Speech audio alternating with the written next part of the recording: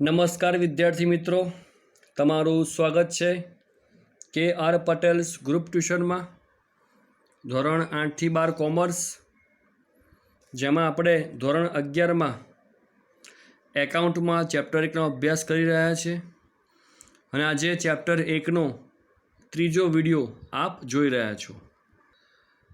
આપણે શીખી રહ્યા છીએ પારિભાષિક શબ્દો, જેમાં આપણે 2 વિડીયો જોયા છે. એ બધા શબ્દોનો અર્થ ખાસ સમજજો, વ્યાખ્યા યાદ રહે કે ના રહે, પણ એનો અર્થ, એને શું કહેવાય એ તમે ખાસ સમજજો. એટલે એ વાંચો ત્યારે સમજજો, ગોખતા નહીં. અને આપણે આટલી સુધી વાતચીત કરી હતી. હવે નંબર 19 છે, આગળ વધીએ આપણે. નામ છે નફો, જેને લાભ પણ કહેવાય છે. એકદમ સાદી ભાષામાં સમજીએ, એકદમ સાદી ભાષામાં તો નફો આપણે શીખ્યા છે ધોરણ 5, 6, 7માં કે 10 રૂપિયાની વસ્તુ 12 રૂપિયામાં વેચો તો નફો કહેવાય. પણ આપણે એકાઉન્ટની ભાષામાં શીખીએ છીએ તો પહેલી વસ્તુ એ કે આપણે પહેલાં 10 રૂપિયામાં વસ્તુ ખરીદીએ છીએ તો 10 રૂપિયા એ આપણી જાવક થઈ. કેમ? કારણ કે આપણે વસ્તુ ખરીદી અને સામે 10 રૂપિયા આપ્યા તો 10 રૂપિયા જાવક થઈ. પછી આપણે 10 રૂપિયાની વસ્તુ 12 રૂપિયામાં વેચીએ છીએ તો ત્યારે 12 રૂપિયા આપણી આવક થઈ. કેમ? વસ્તુ વેચી બદલામાં 12 રૂપિયા મળ્યા તો આવક 12 રૂપિયા અને જાવક 10 રૂપિયા. તો મોટું કોણ છે? આવક. તો આવકમાંથી જાવક બાદ કરો તો કેટલા વધ્યા? 2 રૂપિયા. એ આપણો નફો કહેવાય. તો ધોરણ 5, 6, 7માં જે ભણ્યા એ જ વસ્તુ છે કે 12માંથી 10 બાદ થાય, પણ 10 રૂપિયાને જાવક તરીકે ઓળખાય છે અને 12 રૂપિયાને આવક તરીકે ઓળખાય છે. એટલા માટે મેં તમને એકાઉન્ટની ભાષામાં સમજાવવા માટે આ ઉદાહરણ આપ્યું કે નફો ખોટ શીખ્યા એ જ વસ્તુ છે, પણ જે 10 રૂપિયા અને 12 રૂપિયા છે નામ આપણે અહીંયા અલગ આપીએ છીએ કે જે આપણી આવક થાય અને જે આપણી જાવક થાય. તો આવક મોટી હોય અને જાવક ઓછી હોય તો નફો થાય. અને સીધી વસ્તુ છે, ગણિતમાં શીખી ગયા, હંમેશા મોટી સંખ્યામાંથી નાની સંખ્યા બાદ થાય. એટલે આવક મોટી હોય તો જ એમાંથી જાવક બાદ થવાની છે. તો નફો થવા માટે જરૂરી છે કે આવક મોટી હોય જાવક કરતાં. તો જુઓ, નિયમિત આવકમાંથી નિયમિત જાવક બાદ કરતાં મળતી રકમને નફો કહે છે. હવે આ શબ્દ વાપર્યો મેં, નિયમિત. તો વિડીયો 2માં આપ યાદ કરો કે આ શબ્દ ક્યાં વપરાતો હતો? નિયમિત, મહેસૂલી માટે. જુઓ, છે મહેસૂલી આવક નિયમિત મળે છે. તો મૂડી આવક એ નફાખોટ માટે હોતું જ નથી. હંમેશા મહેસૂલી આવક હોય અને મહેસૂલી ખર્ચ હોય એ જ નફાખોટ માટે હોય છે. એટલે એવું પણ કહી શકાય કે મહેસૂલી આવક મહેસૂલી ખર્ચથી વધુ હોય. એટલે કે નિયમિત આવક નિયમિત જાવકથી વધુ હોય, એટલા માટે આપણે આવકમાંથી જાવક બાદ કરી શકીએ. તો હવે આપ સમજી ગયા હશો. ધોરણ 5, 6, 7ની ભાષામાં સમજાવ્યું અને આપણી એકાઉન્ટની ભાષામાં પણ મેં આપને સમજાવ્યું છે કે આવકમાંથી જાવક ક્યારે બાદ થાય? જ્યારે આવકની રકમ મોટી હોય અને આની રકમ નાની હોય ત્યારે. તો જ્યારે આવકમાંથી જાવક બાદ થઈ શકતી હોય તો જે જવાબ મળે એને શું કહેવાય? નફો. એટલે 12 - 10 એટલે 2 રૂપિયા નફો. એનાથી ઊંધું નુકસાન ક્યારે જાય? કે આવક કરતાં જાવક વધુ હોય. માનો કે જાવક છે 15 રૂપિયા અને આવક છે 10 રૂપિયા, તો આ વખતે આપણે જાવકમાંથી આવક બાદ કરવી પડશે. તો આનાથી વ્યાખ્યા ઊંધી કે નિયમિત જાવકમાંથી નિયમિત આવક બાદ કરતાં મળતી રકમને નુકસાન કહે છે. તો આ વ્યાખ્યા એમ પણ લખી શકાય ને કે અહીંયા કોણ મોટું હોવું જોઈએ? આવક. અને અહીંયા કોણ મોટું હોવું જોઈએ? જાવક. એટલો આપણને ખ્યાલ આવી ગયો. તો વ્યાખ્યા એમ પણ બને ને કે નિયમિત જાવક કરતાં નિયમિત આવક વધુ હોય તો નફો થાય. અને શું કહી શકાય? નિયમિત આવક કરતાં નિયમિત જાવક વધુ હોય તો નુકસાન થાય. એટલે તમે ગમે તે રીતે શબ્દ રચના લખી શકો છો, પણ અર્થ એક જ નીકળતો હોવો જોઈએ કે નફો થવા માટે જાવક કરતાં આવક વધુ હોય, નુકસાન થવા માટે આવક કરતાં જાવક વધુ હોય. આ કન્સેપ્ટ મગજમાં ક્લિયર હોય તો તમે કોઈ પણ ભાષામાં આ વ્યાખ્યા લખી શકો છો. એટલે આ જ ગોખવી, આ જ લખવી તો જ માર્ક્સ મળશે એવું રાખતા નહીં. હવે છે ખરીદી. હવે ખરીદી એટલે કે અમે દિવાળીમાં કપડાં ખરીદી આવ્યા, નવી વસ્તુઓ ખરીદી, બૂટ ચપ્પલ ખરીદ્યા, ચશ્મા ખરીદ્યા, એ આપણી અલગ ખરીદી છે. આ છે વેપારી માટેની. તો મેં આપને એક શબ્દ કહ્યો હતો માલ, કે માલ એટલે શું? તો કે વેપારી જે વસ્તુનું ખરીદ વેચાણ કરી નફો કમાતો હોય, ટૂંકમાં વેપારી જે વસ્તુનો વેપાર કરતો હોય એ વસ્તુ એના માટે માલ કહેવાય. અને વેપારી એ જ માલને જ્યારે ખરીદે છે ત્યારે એને કહેવાય એકાઉન્ટની ભાષામાં ખરીદી. સમજો કે કોઈ વ્યક્તિને દુકાન છે ચશ્માની અને એ હોલસેલમાં ચશ્મા ખરીદવા ગયો તો એને કહેવાશે ખરીદી, કારણ કે એ વસ્તુનો વેપાર કરે છે એટલા માટેના માટે એ માલ કહેવાય અને એ માલ ખરીદે અને ખરીદી કહેવાય છે. તમે કે હું ચશ્મા લેવા જઈએ તો એ આપણી મિલકત છે, કારણ કે આપણે ચશ્મા પહેરવા માટે ખરીદીએ છીએ, નહીં કે વેચી નફો કરવા માટે. અને દુકાનદાર એ ચશ્મા ખરીદે છે કેમ? કે વેચી શકે અને નફો કરી શકે. તો આમ કોઈ પણ વેપારી જે વસ્તુનો વેપાર કરતો હોય તે માલ ખરીદે તેને ખરીદી કહે છે. એટલે ખરીદની વ્યાખ્યા એકાઉન્ટની ભાષામાં અલગ છે કે તમે વેપારી હોવ, એ વસ્તુનો વેપાર કરતા હો અને તમે એ વસ્તુ ખરીદો છો તો એ તમારા દુકાન માટે ખરીદી કહેવાય છે. એનાથી અલગ છે વેચાણ, કે વેપારી જે વસ્તુનો વેપાર કરતો હોય તે માલ વેચે અને વેચાણ કહેવાય. માલ ખરીદે તો ખરીદી અને માલ વેચે તો વેચાણ. તમને જલ્દી ખ્યાલ આવે એટલા માટે જે સરખા ટોપિક્સ હોય હંમેશા સાથે મૂકું છું અને બંનેમાં ખાલી એક શબ્દનો ફરક હોય છે. જેમ ગયા વખતે હતું આવક અને ઉપજ. આવકમાં નાણાં મળી જાય, ઉપજમાં મળતા નથી. આ રીતે આપણે ખાલી એટલું શીખ્યા હોઈએ કે આવકમાં નાણાં મળે જ્યારે ઉપજ ઉધારમાં હોઈ શકે છે તો બંને વ્યાખ્યા જલ્દી યાદ રહી જાય, કારણ કે બંનેનો ખ્યાલ જલ્દી આવે કે બંનેમાં થોડોક ફરક છે કે આવકમાં તરત પૈસા મળે છે, ઉપજમાં ખાલી વ્યવહાર થાય છે, પૈસા પછી મળે છે. તો બંને વ્યાખ્યા યાદ રહી જાય, એક જ સમજથી બંને વ્યાખ્યા સમજમાં આવી જાય છે. તો એ રીતે અહીંયા છે ખરીદી અને વેચાણ, નફો અને નુકસાન. તો આ ચાર વસ્તુ તમે આ રીતે સમજી શકો છો કે નફો નુકસાન અને ખરીદી વેચાણ. હવે વાત કરીએ દેવાદાર લેણદાર. આ શબ્દ આગળ એકવાર આવી ચૂક્યો છે. એ સમજવા આપણે એક વસ્તુ જોઈએ કે આ તમે છો, તમે એટલે વેપારી અને આ તમારી દુકાન છે.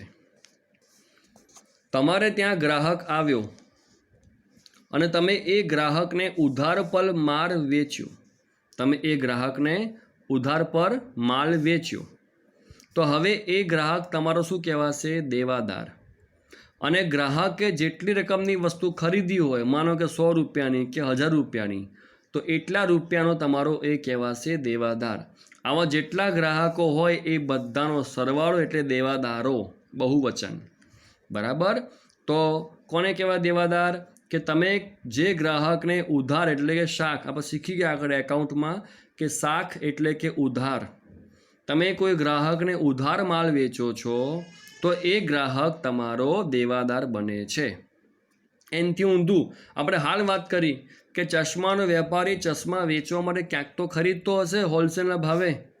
તો તમે જે વસ્તુ દુકાનમાં વેચો છો એ વસ્તુ તમે ક્યાંક તો ખરીદતા હશો હોલસેલ જથ્થાબંધ ભાવે. તો તમે જે વેપારી પાસેથી માલ ખરીદો છો દુકાનમાં ભરવા માટે અને તમે ત્યાંથી ઉધાર ખરીદી કરો છો તો તમારા માટે એ વેપારી શું બની જાય છે? લેણદાર. એટલે આ તમે છો, તમે જ્યાંથી માલ ખરીદો છો એ તમારો લેણદાર બને છે અને તમે જેને માલ વેચો છો એ તમારો બને છે દેવાદાર. હજુ આપણે વિસ્તૃત સમજીએ, ખૂબ જ ધ્યાન આપજો. બહુ સરસ ઇન્ટરેસ્ટિંગ વસ્તુ છે કે આપણે આની વાત કરી. ચલો હાલ આ ભૂલી જાઓ. એટલું સમજી ગયા કે તમે હાલ માલ વેચો છો તો તમે છો આ વ્યક્તિના લેણદાર. તમે ગ્રાહકને માલ વેચ્યો તો ગ્રાહક શું બનશે? દેવાદાર. તો તમે શું બનશો? લેણદાર. એટલે જ્યારે પણ ઉધારમાં વ્યવહાર થાય, આ વાક્ય આગળ હું વિડીયો 1માં બોલી ગયો હતો કે જ્યારે ઉધારમાં વ્યવહાર થાય ત્યારે બે વ્યક્તિ વચ્ચે દેવાદાર લેણદારનો સંબંધ ઊભો થાય છે. તો અહીંયા તમે ગ્રાહકને માલ વેચ્યો ઉધારમાં, તો ગ્રાહક શું કહેવાય? દેવાદાર. કારણ કે ગ્રાહક પૈસા દેવાનો છે. તો તમે શું બનશો? લેણદાર. તમે પૈસા લેવાના છો.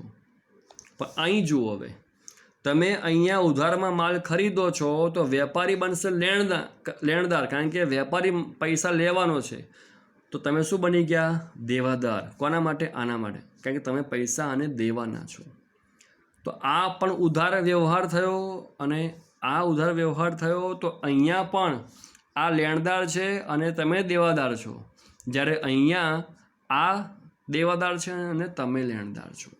બરાબર. એટલે આપણને આ દિશામાં બધી બાજુએ સમજ પડવી જોઈએ કે જે પૈસા માંગતો હોય એ લેણદાર કહેવાય અને જેણે પૈસા આપવાના હોય એ દેવાદાર કહેવાય. તો તમે આ રીતે પણ ડ્રો કરી શકો છો અને સમજી શકો છો કે તમે કોકને ઉધાર માલ વેચો છો તો તમે લેણદાર અને એ દેવાદાર, પણ તમે ક્યાંકથી ઉધારમાં માલ ખરીદો છો તો એ વેપારી લેણદાર અને તમે દેવાદાર. તો આ આપણે એકદમ સરસ સચોટ સમજ મેળવી અને હવે આપણે વ્યાખ્યા જોઈએ છીએ એની દેવાદારની. આમાં કોણ હોય? તમે અને ગ્રાહક. અને આમાં કોણ હોય? તમે અને વેપારી. જે આપણે આમાં જોયું ને પેલું દોરીને, એ તમે યાદ રાખજો કે આમાં કોણ હો? તમે અને ગ્રાહક. અને આમાં કોણ હોય? તમે અને વેપારી. તો વેપારી એટલે કે તમે શાખ પર ગ્રાહકને માલનું વેચાણ કરે, એટલે કે ઉધાર પર, તો તે ગ્રાહકને દેવાદાર કહેવાય છે. બરાબર. તમે ગ્રાહકને માલનું શાખ પર વેચાણ કરો છો, એટલે કે ઉધાર પર વેચાણ કરો છો, તો એ ગ્રાહક દેવાદાર છે અને તમે લેણદાર છો. આમાં લખવાનું છે નહીં, તમે સમજાવું છું. હવે લેણદાર આમાં કોણ હોય? તમે અને જથ્થાબંધ વેપારી. તમે જ્યાંથી માલ દુકાનમાં ભરો છો તો એ વેપારી. વેપારી શાખ પર એટલે તમે પોતે જે વ્યક્તિ પાસેથી, હું આ શબ્દો અહીં લખવાનું ભૂલી ગયો હતો, મેં એરો માર્યો છે અહીંયા, કે વેપારી શાખ પર જે વ્યક્તિ પાસેથી માલની ખરીદી કરે તે વ્યક્તિ લેણદાર કહેવાય. એટલે કે વેપારી એટલે તમે જે વ્યક્તિ પાસેથી માલ ખરીદ્યો એ તમારો લેણદાર છે. તો સીધી સટ વાત છે કે આ બંનેમાં વેપારી તમે છો. તમે ગ્રાહકને માલ આપો તો ગ્રાહક દેવાદાર, તમે જે વ્યક્તિ પાસેથી માલ ખરીદો એ વ્યક્તિ લેણદાર. તો તમે આ વ્યાખ્યા પણ યાદ રાખજો. તો આપણે 6 વસ્તુ શીખ્યા આપણે, એ પણ જોડીમાં નફો નુકસાન, ખરીદ વેચાણ અને દેવાદાર લેણદાર. હવે છે પડતર. તો આ શબ્દ પણ આપણા માટે નવો નથી. આપણે ગણિતમાં શીખ્યા નફો ખોટમાં પક્કી પડતર કિંમત. માની લો કે તમે LCD ખરીદ્યું ₹12,000માં, દિવાલમાં લગાવવાનો ખર્ચ થયો ₹500. તમે શું કેટલામાં પડ્યું કહેવાય? 12,500માં. હા, દુકાનથી તમારા ઘર સુધીનું ભાડું થયું ₹200. તો 12,000 LCDના એટલે કે LED જે ખરીદો એ, ₹500 લગાવવાનો ખર્ચ અને ₹200 મજૂરી આવવાની લારી ભાડું, તો તમને કુલ 12,700માં એ વસ્તુ પડી કહેવાય. તમે મકાન ખરીદ્યું 35 લાખમાં, દસ્તાવેજ ખર્ચ થયો 3 લાખ, ફર્નિચર બન્યું બીજા 5 લાખનું, તો 35 લાખ વત્તા 3 લાખ વત્તા 5 લાખ એટલે કે તમને કુલ 43 લાખમાં મકાન પડ્યું કહેવાય. ઘણા પૂછતા હશે ને કેટલામાં પડ્યું, એટલે પડતર કિંમત. તમે વાહન ખરીદો છો પણ એમાં જે હોય ને એસેસરીઝ એ આપણને નખાવવી પડે છે, તો એ સહિતનો જે ખર્ચ હોય એને કહેવાશે પડતર કિંમત. તો એકાઉન્ટની ભાષામાં શું કહેવાય? તો માની લો કોઈ સાબુ બનાવતી કંપની છે, તો એ સાબુ જથ્થાબંધ બનાવશે બધા.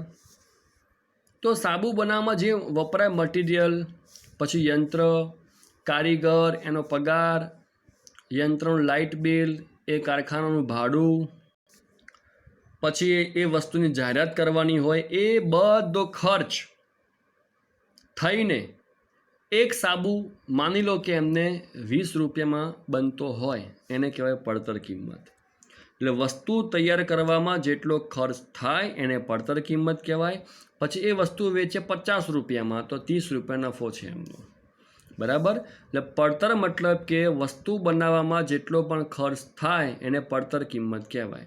ઘણા કહેતા હોય છે ઓળખીતા હોય તો હું તમને પડતર ભાવે આપી દઈશ, મતલબ કે મને જે ભાવમાં પડે છે એટલા ભાવમાં હું તમને આપીશ, હું કશું નફો કમાઈશ નહીં. આવું અમુક ઓળખીતા વેપારી કહેતા હોય છે. મને જેટલામાં પડશે હું તમને આપીશ, પડતર ભાવે આપીશ. પડતર એટલે કે એ વસ્તુ એની પાસે જેટલા ભાવે આવતી હોય એટલા ભાવે તમને આપવાનું એ વચન આપે છે.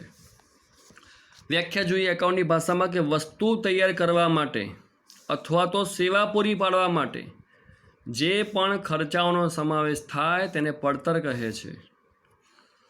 તમે કોઈ વસ્તુ મંગાવો છો ઓનલાઈન તો એમાં હોય છે ડિલિવરી ચાર્જ. હવે એ વસ્તુ માની લો કે આવે છે તમારા ઘરેથી 10 કે 12 કે બહુ તો 20 કિમી દૂરથી. હવે તમે તમારું પોતાનું વાહન લઈને જાઓ ને તો સમજી લો કે 20 કે 25 રૂપિયાનું પેટ્રોલ ભરે, પણ એ લોકો ડિલિવરી ચાર્જ 150 રૂપિયા, 80 રૂપિયા, 90 રૂપિયા લેતા હોય છે. તો એ સેવા છે, તો એમને સેવા પૂરી પાડવા માટે તો 20 કે 25 રૂપિયા ઇનફ છે એની પડતર, પણ લેશે કેટલા? 90, 100 કે 150. તો એ શું છે? એમનો નફો છે. તો આમ સેવા પૂરી પાડવી હોય કે વસ્તુ બનાવવી હોય, એમનો જે ખર્ચ થાય છે એ એમની પડતર છે. અને હંમેશા પડતર કરતાં વધુ કિંમતે જ એ વસ્તુ કે સેવા આપણને આપતા હોય છે. કેમ? નફો કમાવવા માટે. આપણે શીખ્યા બીએમાં મુખ્ય ઉદ્દેશ કયો હોય છે? નફાનો હેતુ. તો કોઈ પણ વસ્તુ તૈયાર કરવા માટે અથવા સેવા પૂરી પાડવા માટે જે પણ ખર્ચાનો સમાવેશ થાય તેને પડતર કહે છે. વાઉચર. વાઉચર છે ને એ કાચું બિલ કહી શકાય કે વાઉચર એ ધંધા કે વ્યવહારનો લેખિત પુરાવો છે કે વ્યવહાર થયો. તમારા ઘરે એસી મંગાવ્યું હોય, તમે ઓનલાઈન ચોપડીઓ મંગાવી હોય, અથવા તમે કંઈ પણ વસ્તુ કિરાણા સ્ટોરમાં તમે ઓર્ડર લખાયો હોય અને એ વસ્તુ ઘરે આપવા આવ્યા હોય, તો એ તમારી સાઇન લેતા હોય છે. તો એ વાઉચર છે કે લેખિત પુરાવો કે અમે તમને વસ્તુઓ પૂરી પાડી છે, આપણી વચ્ચે ધંધા કે વ્યવહાર થયો છે એની સાબિતી. મૌખિક વાત ચાલતી નથી, કારણ કે મૌખિકમાં માણસ પોતાના વચનથી ફરી પણ શકે છે કે હું ક્યાં આવું બોલ્યો છું, આવું ક્યાં વ્યવહાર થયો છે, મને વસ્તુ ક્યાં મળી છે. તો લેખિત પુરાવો એટલે સાદી ભાષામાં કહીએ તો વાઉચર એટલે એક પ્રકારનું કાચું બિલ કે જે એક સાબિતી છે કે ધંધા કે વ્યવહાર થયો છે. હવે એકાઉન્ટની ભાષામાં કહીએ તો આ વાઉચર છે ને એ ધંધા કે વ્યવહાર કયા પ્રકારનો છે એ પણ સાબિત કરી આપે છે. જો વાઉચરને આધાર નક્કી થાય છે કે આ વ્યવહાર રોકડ વ્યવહાર છે એટલે પૈસા આપી દીધા છે, શાખ પરનો વ્યવહાર છે એટલે પૈસા બાકી છે, ખરીદનો વ્યવહાર છે, વેચાણનો વ્યવહાર છે, તમે બેંકમાં કંઈ પૈસા ભર્યા કે ઉપાડ્યા છે, તમારે આવક થઈ છે, મિલકતનો વ્યવહાર છે, દેવાનો વ્યવહાર છે, શું વ્યવહાર છે એનો પ્રકાર પણ આ વાઉચરમાં લખેલો હોય છે. એટલે વાઉચર એ લેખિત પુરાવો છે ધંધા કે વ્યવહાર થયો છે એનો. તો વ્યાખ્યા આટલી જ છે, આ સમજૂતી છે. વટાવ. વટાવ એટલે ડિસ્કાઉન્ટ. કંઈ પણ વસ્તુ લેવા જાઓ ડિસ્કાઉન્ટની વાત પહેલાં થાય છે. 100 રૂપિયાની વસ્તુ હોય 80માં આપશો. કોઈ પણ દુકાનમાં જાઓ એટલે કહેશે કે આ વસ્તુ કેટલાની? તો કે 500ની. આપવાની કેટલામાં? બોલો. એ શું છે? બધું એક પ્રકારનું ડિસ્કાઉન્ટ છે, વટાવ છે. કે ગ્રાહકની માનસિકતા થઈ ગઈ છે કે જે કિંમત છાપી હોય એ નહીં જ આપવાની, એમાં ઓછું કરાવવાનું, જેને આપણે એકાઉન્ટની ભાષામાં ડિસ્કાઉન્ટ એટલે વટાવ કહે છે. પણ આપણે એકાઉન્ટની વાત કરીએ એ તો મેં વાત કરી છૂટક ખરીદીની કે તમારે ઘરે કોઈ વેચવા માટે વસ્તુ આવે કે તમે ક્યાંય દુકાનમાં ગયા હો પણ આપણે વાત કરવી છે એકાઉન્ટની જથ્થાબંધની. તો ખરીદ કે વેચાણની રકમમાંથી અમુક રકમ બાદ કરવામાં આવે છે તેને વટાવ કહે છે, ડિસ્કાઉન્ટ. બરાબર.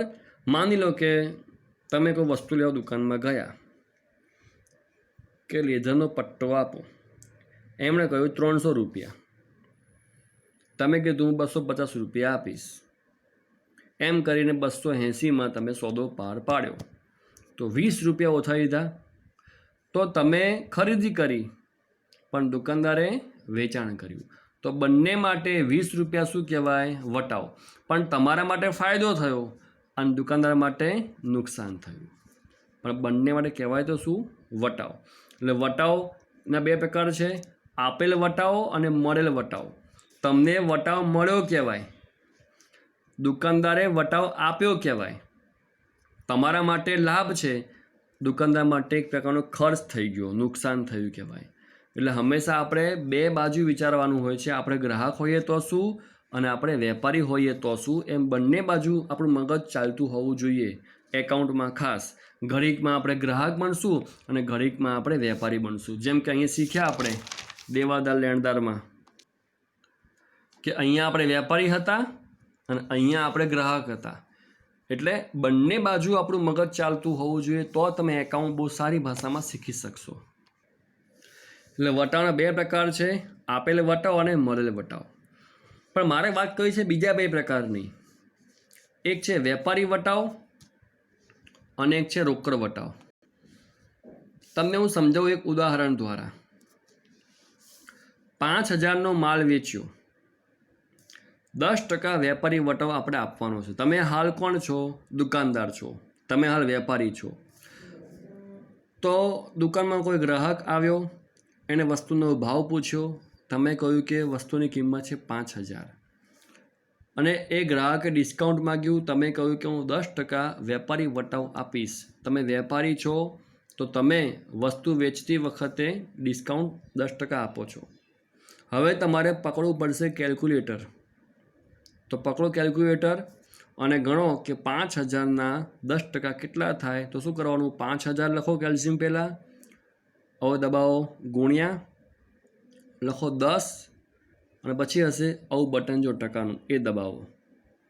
જો કેલ્શિયમ કેટલા આવ્યા? 500 રૂપિયા આવ્યા. એટલે કે તમારે હવે ગ્રાહકને ₹500 વટાવ આપવો પડશે. એને શું કહેવાય? વેપારી વટાવ.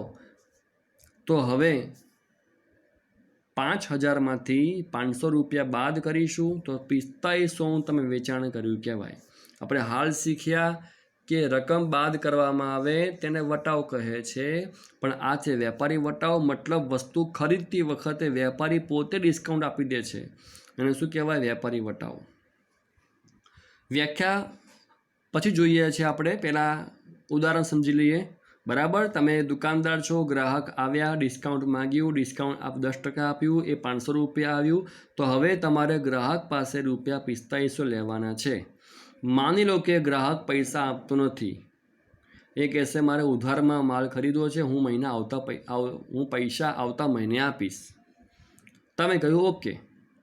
તો વેપારી વટાવ ઉધાર વ્યવહારમાં પણ આપી શકાય છે. ગ્રાહક ભલે હાલ પૈસા ન ચૂકવતો હોય છતાં ડિસ્કાઉન્ટ આપી શકાય છે, કારણ કે હાલ એ ખરીદી કરે છે. તો જ્યારે ખરીદી કરતા હોય કે તમે વેચાણ કરતા, મેં કહ્યું એમ કે તમારા માટે વેચાણ છે, ગ્રાહક માટે ખરીદી છે, તો વેચાણ કરતી વખતે વેપારી જે ડિસ્કાઉન્ટ આપે એને શું કહેવાય? વેપારી વટાવ. હવે તમને સમજાવું છું રોકડ વટાવ, બીજો પ્રકાર. વ્યાખ્યા સમજીએ છીએ, પહેલાં આપણે ઉદાહરણ લઈએ છીએ. હવે તમારે ગ્રાહક પાસે લેવાના કેટલા પૈસા છે? 4500. ગ્રાહક શું કહી ગયો છે? હું પૈસા આવતા મહિને આપીશ. પણ તમારે ગ્રાહક પાસેથી જલ્દી પૈસા કઢાવવા છે. તમે શું કહેશો કે જો 10 દિવસમાં તમે નાણાં ચૂકવશો તો હું તમને ₹300 બીજું એક્સ્ટ્રા વટાવ આપીશ. તો તમારે માત્ર ₹4200 આપવાના થશે. પણ ક્યારે? 10 દિવસમાં આપો તો. તો આ જે તમે વધારાનું ડિસ્કાઉન્ટ આપો એને શું કહેવાય? કેશ ડિસ્કાઉન્ટ, રોકડ વટાવ. કે રોકડા આપતા હો તો વટાવ આપું, પણ તમે 10 દિવસ પછી પૈસા આપવા આવશો તો હું 4500 પૂરા લઈશ, 300 ડિસ્કાઉન્ટ નહીં આપું. તો ગ્રાહક લલચાશે અને ગમે ત્યાંથી પણ સગવડ કરીને 10 દિવસમાં પૈસા આપવા આવી જશે અને તમારા પૈસા તમને મળી જશે. અને શું કહેવાશે? રોકડ વટાવ. તો ફરી સમજી લો કે જ્યારે વ્યવહાર થાય છે ત્યારે ડિસ્કાઉન્ટ અપાય છે એ વેપારી વટાવ છે, પણ પછી પૈસા ઝડપથી કઢાવવા માટે તમે જે એક્સ્ટ્રા વટાવ જે આપો છો એને કહેવાશે કેશ ડિસ્કાઉન્ટ, રોકડ વટાવ. હવે આપણે વ્યાખ્યા સમજીએ કે વેપારી દ્વારા વેચાણના સમયે કુલ કિંમતમાંથી જે રકમ બાદ કરી આપવામાં આવે તેને વેપારી વટાવ કહે છે, એટલે કે 500 રૂપિયા. બરાબર, આપણે હાલ આ સમજ્યા છે. હવે રોકડ વટાવ કે વેચાણ કરેલ માલની રકમ એટલે કે 4500 રૂપિયા ઝડપથી પરત કરે, ગ્રાહક ઝડપથી પરત કરે તે હેતુથી ગ્રાહકોને આકર્ષવા માટે જે રકમ કાપી આપવામાં આવે તેને રોકડ વટાવ કહે છે, એટલે કે ₹300. બરાબર. તો જ્યારે વેચાણ થાય છે ત્યારે જે ડિસ્કાઉન્ટ અપાય એ વેપારી વટાવ. ત્યારબાદ પૈસા ઝડપથી કઢાવવા માટે જે આપણે એક્સ્ટ્રા વટાવ આપીએ છીએ એને કહેવાશે કેશ ડિસ્કાઉન્ટ, રોકડ વટાવ. પણ આ વટાવ ક્યારે આપણે ગ્રાહકને આપીશું? જ્યારે એ રોકડા આપશે તો જ. જો 10 દિવસ પછી રોકડા આપવા આવ્યો તો આપણે આ ડિસ્કાઉન્ટ આપવા બંધાયેલા નથી. આનો અર્થ જ છે કે ઝડપથી પૈસા આપવા આવો. તમે જોયું હશે કે તમે કોઈ વસ્તુ ખરીદવા જાઓ છો, કોઈ સ્કૂટર કે કાર કે એવું કંઈ પણ મોંઘી વસ્તુ, એમાં હપ્તા હોય છે અને તમે હપ્તાનો સરવાળો કરો ને તો એની કિંમત વસ્તુની કિંમત કરતાં ઘણી વધી જતી હોય છે. કેમ? કારણ કે તમે પૈસા સામટા નથી આપતા. હપ્તે એટલે કે 1.5-2 વર્ષે તમે પૈસા પૂરા કરો છો.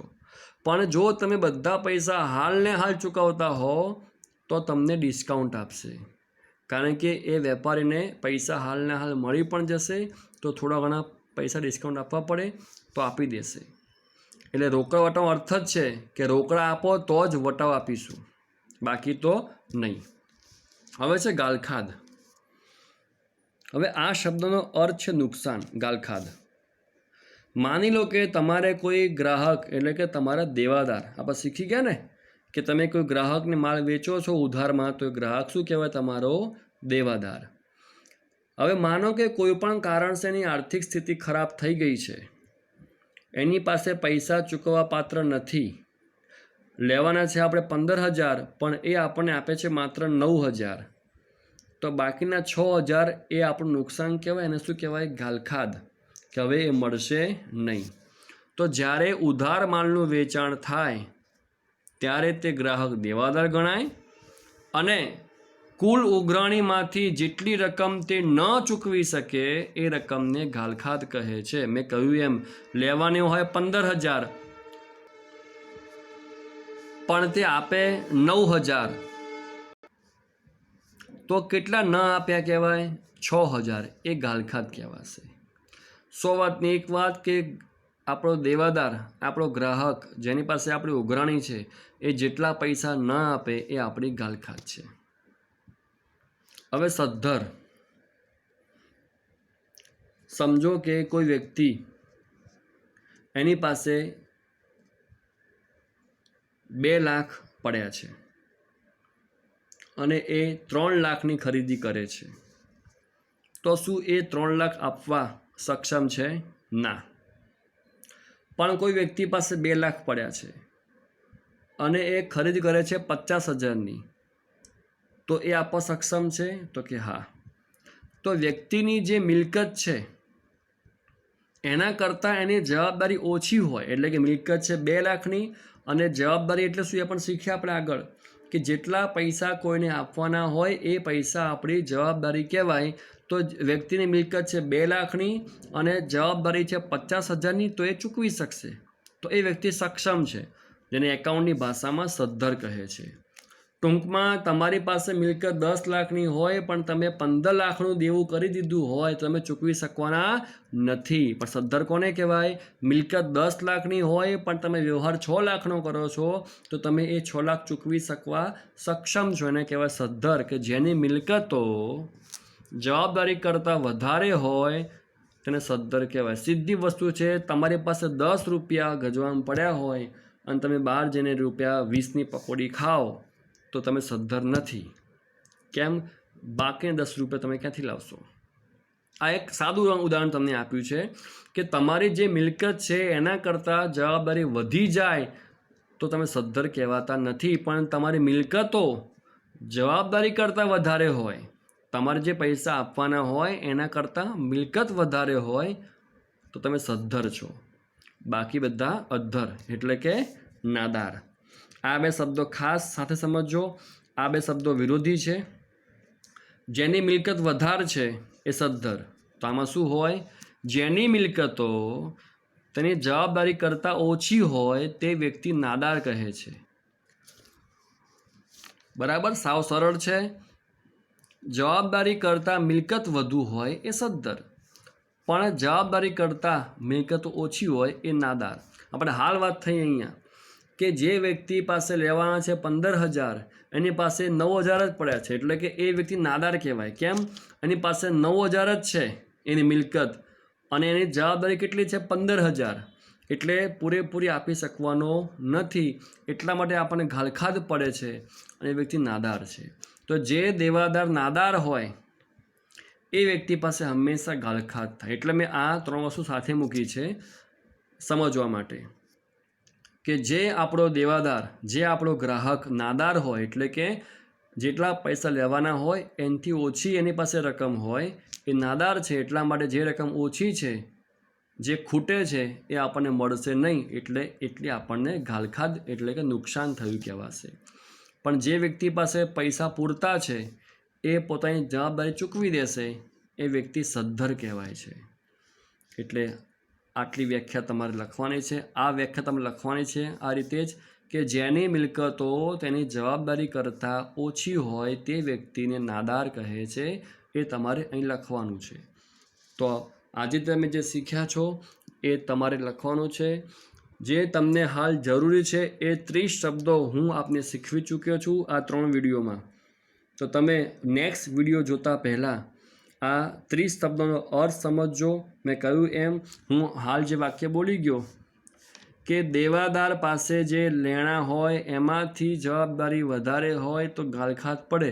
હવે આ વાક્યમાં કેટલા શબ્દો આવી ગયા? એક તો દેવાદાર, ઘાલખાદ, જવાબદારી, લેણું। હવે એ શબ્દોનો અર્થ જ ખબર ના હોય તો તમે વાક્ય નહીં સમજી શકો। એટલા માટે આ બધી એક ડિક્શનરી છે આપણા માટે, એકાઉન્ટની ડિક્શનરી છે કે તમે આ 30 શબ્દો સમજો, કારણ કે આગળ ચેપ્ટરમાં જે વાક્યો આવવાના છે એમાં આ બધા શબ્દોનો ઉપયોગ કર્યો હશે। તો એ વખતે હું આપને આ રીતે શાંતિપૂર્વક જ સમજાવીશ, પણ તમે અત્યારે ખાસ સમજી ગયા છો તો તમને ત્યારે વધુ મજા આવશે। અને બાકી તમારે વારે ઘરે જોવું પડશે કે આનો અર્થ શું હતો, આનો અર્થ શું હતો। જેમ તમે ઇંગ્લિશમાં વાક્ય વાંચતા હો અને કોઈ નવો શબ્દ આવે તો તમારે ગૂગલમાં અથવા ડિક્શનરીમાં જોવું પડે વારે ઘડીએ, પણ ખબર હોય તો કેવું ફટાફટ ચાલે। બસ એને જેવું છે આ ડિક્શનરી છે એકાઉન્ટની આપણી, તો તમે નેક્સ્ટ જે વિડીયો છે જોતા પહેલાં આ બધા શબ્દોનો અર્થ સમજો, ગોખતા નહીં કે મોઢે કરતા નહીં, ખાલી સમજજો। તો આપણે નેક્સ્ટ વિડીયોમાં હવે આ ચેપ્ટરમાંથી એક નવો મુદ્દો શીખીશું। આવજો।